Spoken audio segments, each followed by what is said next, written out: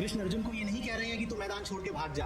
आध्यात्मिक आदमी महायोद्धा होता है। कबीर ने उसे यूं ही सूरमा नहीं कहा है। आप उसे डिगा के दिखा दो, आप उसे डरा के दिखा दो, आप उसे विचलित करके लुभा के दिखा दो, वो जीता है। वो वास्तव में दावा कर सकता है कि मैंने जिंदगी जी है। क्यों सोचते हो कि तुम्हारे पास वक्त है? वक्त के पास तो है ऐसा मानना हो सकता है उनका, because whether they could control their drives or not, मैं कह नहीं सकता, लेकिन यूजुअली ऐसी फिलॉसफीज उन लोगों से आती हैं, usually if not always, usually ऐसे लोगों से आती है जिनका जो शरीर का निचला हिस्सा वो इतना सक्रिय है और उसको रोक भी नहीं पा रहे वो, तो कहते हैं चलो ऐसा करते हैं, इसको फिलोसोफाइज कर देते हैं। तो संभोग से समाधि तक नाम की फिलॉसफी निकालते थे कि भैया संभोग करके ही समाधि तक पहुंचेंगे। स्वागत है आपका हमारे इस एपिसोड में, जहां पे हम इनसाइड द माइंड में कुछ चीज़ें आपके सामने लेकर आए हैं। जैसा कि आपने पिछली वीडियोस देखी होगी फेस रीडिंग और माइंड रीडिंग के बारे में, जहां पे सर फेस को अर्धचेतन मन में उनके उतरते हैं और वहां पे कुछ चीज़ें जहां से आप सीख सकते हो किसी भी पर्सनैलिटी के बारे में, कोई भी जो फेमस पर्सन है, हम उनके बारे में फेस रीडिंग की वीडियोस बनाते हैं। उनके बारे में आप क्या सीख सकते हो, कैसे सीख सकते हो, उनके मन में क्या है, समाज में उनकी छवि क्या है, तो ये चीज़ें हम सर से जानेंगे। मनोवैज्ञानिक विश्लेषण, साइको एनालिसिस जिसे हम कहते हैं। तो आज हम अमोघ लीला प्रभु और जो आचार्य प्रशांत जी हैं उनके बारे में जानेंगे कि वो कैसे सोचते हैं, समाज में उनकी क्या छवि है, जैसे कि आप आमतौर वीडियोस पे देखते हो, और उनके मन में क्या है। क्योंकि जैसे कि आपने सुना होगा कि इंसान के दो चेहरे होते हैं, एक जो अक्सर लोगों को दिखता है और एक जो उसके मन की छवि होती है, जिससे बहुत कम लोग परिचित होते हैं। लेकिन जैसा सर साइको एनालिसिस करेंगे तो उसमें हम जानने की कोशिश करेंगे कि किस पर्सनैलिटी का कौन सा गुण है, वो आपको हम दिखाएंगे, बताएंगे। एक चीज़ मैं आपको बता दूं कि यहाँ में किसी से कोई द्वेष नहीं है और ना ही हम किसी की कोई तुलना करें। ये सिर्फ एक मनोवैज्ञानिक विश्लेषण है जिसमें दोनों पर्सनैलिटीज़ को आमने सामने रखना ही पड़ेगा।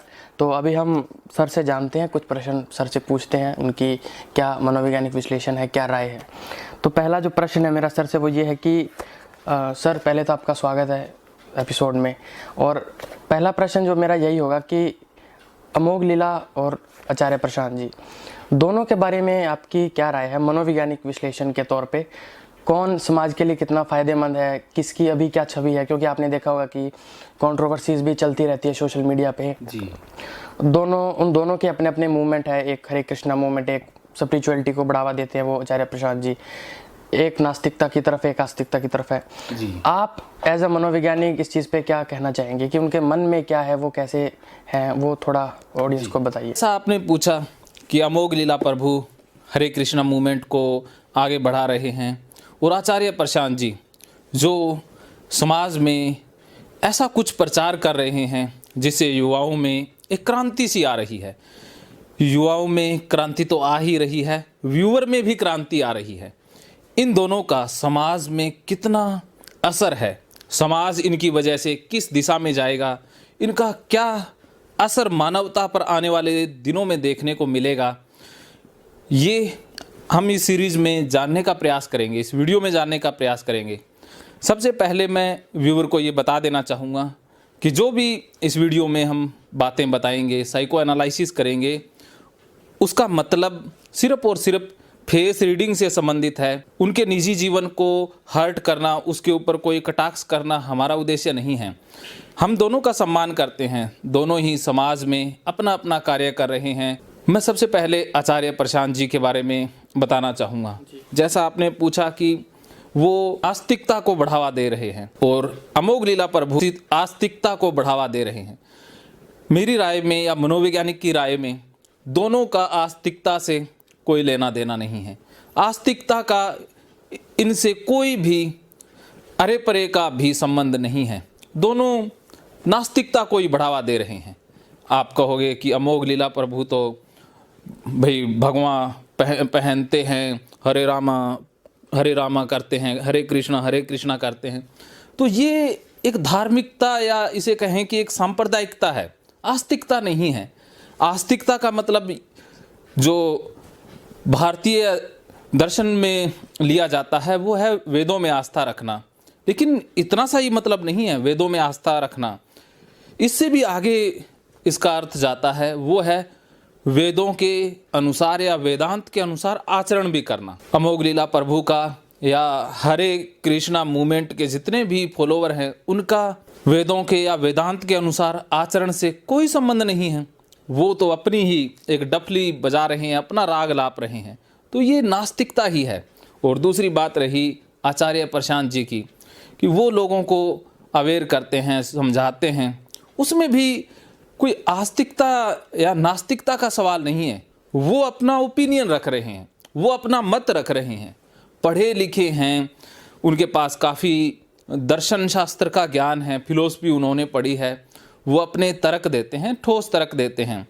इसका समाज के ऊपर जो असर आ रहा है वो कोई बहुत अच्छा आने वाला नहीं है, क्योंकि दोनों के पास जो ऑडियंस इकट्ठी हो रही है वो कटर ऑडियंस हो रही है, या मैं यूं कहूं कि दोनों के पास भीड़ इकट्ठा हो रही है, दोनों के पास बहुत बड़ी मात्रा में भीड़ इकट्ठी हो रही है। ये भीड़ आने वाले दिनों में क्या करेगी वो भी हम जानेंगे। अगला प्रश्न मैं आपसे ये जानना चाहूँगा कि जैसे आपने बताया कि अभी दोनों की अलग अलग भीड़ इकट्ठी हो रही है जी, कुछ लोग इधर है कुछ लोग इधर है, तो आने वाले टाइम में फ्यूचर में इसका क्या प्रभाव पड़ सकता है समाज पे, सोसाइटी पे? और क्योंकि दोनों के अलग अलग फैन फॉलोइंग है, भक्त हैं, और जाहिर सी बात है कि अगर दोनों के ओपिनियन अलग है तो लोग जो होंगे उनमें भी कहीं ना कहीं वो टकराव आएगा, तो उसका आपके अनुसार, मनोविज्ञान के अनुसार समाज पे क्या असर पड़ने वाला है, उसके बारे में कुछ बताइए। आपने बहुत ही बुद्धिमत्तापूर्ण सवाल पूछा है। दोनों के पास हजारों लाखों की तादाद में भक्त हैं, भक्त ना भी कहें, यूं कह सकते हैं कि भीड़ है। भीड़ के पास अपना दिमाग नहीं होता है, भीड़ के पास सिर्फ और सिर्फ भेड़ चाल ही होती है। भीड़ को मैं भेड़ चाल भी कहूँगा कि दोनों के पास लाखों करोड़ों की तादाद में भेड़ें हैं, और भेड़ें कुछ भी कर सकती हैं, उनको एक दिशा दिखाने की ज़रूरत है और वो कुछ भी कर सकती है।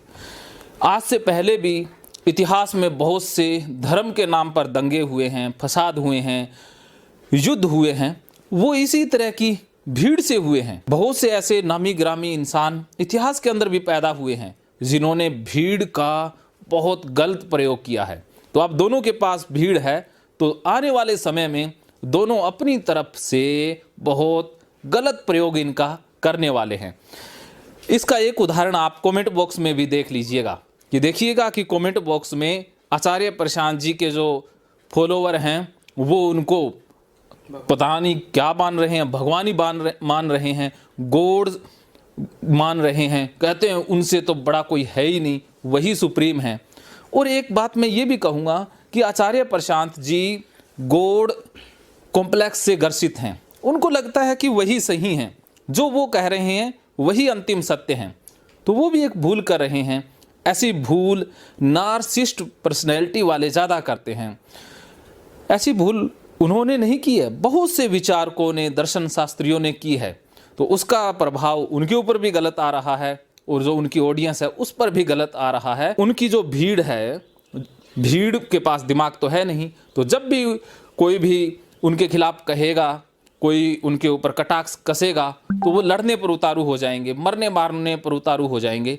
तो ऐसी भीड़ बहुत हिंसात्मक हो जाती है, घातक होती है समाज के लिए भी और देश के लिए भी, क्योंकि भीड़ को आसानी से कोई भी किसी भी दिशा में बदल सकता है।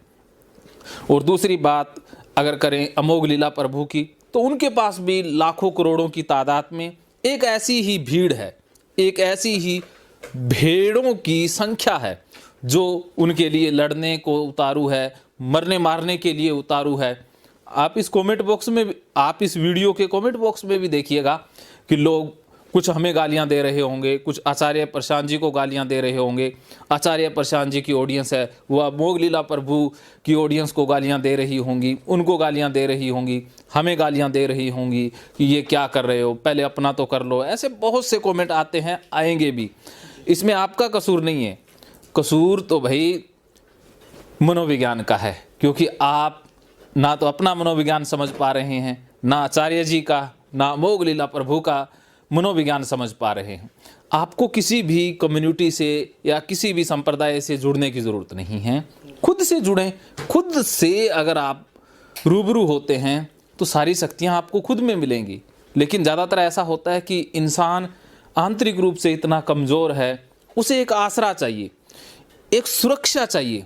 तो जैसे ही वो इन बाबाओं के डेरों पर या इन गुरुओं के डेरों पर जाते हैं तो उन्हें सुरक्षा महसूस होती है, उनका तनाव दूर होता है, उन्हें ऐसा लगता है कि हम हैं, बहुत सारे लोग हमारे साथ हैं, हम एक बहुत बड़ा ग्रुप हैं, तो उनको आंतरिक सुरक्षा फील होती है। और ज़्यादातर ऐसा होता है ज़्यादातर ऐसा होता है कि जो आचार्य जी बता रहे हैं या अमोघ लीला प्रभु बता रहे हैं उसको छोड़ दिया जाएगा, पकड़ा जाएगा जो बता रहा है उसको। कुछ लोग अमोघ लीला प्रभु को ही सब कुछ मान लेंगे, उनकी बातों को छोड़ देंगे, या बहुत से लोग आचार्य जी को ही पकड़ लेंगे, उनकी शिक्षाओं को छोड़ देंगे। तो फिर आचार्य जी के ऊपर कोई भी कटाक्ष कसेगा तो सीधा उनके दिल पर लगेगा, तो वो उग्र हो जाएंगे और मारने गाली गलौज करने लग जाएंगे। सर ने इस प्रश्न का उत्तर बड़े अच्छे से दिया है और बड़े ही, अगर हम इसको 2 शब्दों में समझे, सर ने कहा जैसे कि नार्सिसिज्म, कि जब भी आपकी एक फ़ैन फॉलोइंग बनती है या आपके साथ भीड़ इकट्ठी होती है, लोग इकट्ठे होते हैं, तो आपके अंदर ये आ जाता है कि ये अब मैं ही सही हूँ, मतलब वो कि खुद इंसान को एक गॉड की छवि उसके अंदर उतरने लगती है। तो ये सर ने अच्छा बताया। और उसके बाद सर ने एक चीज़ और कही कि आप जो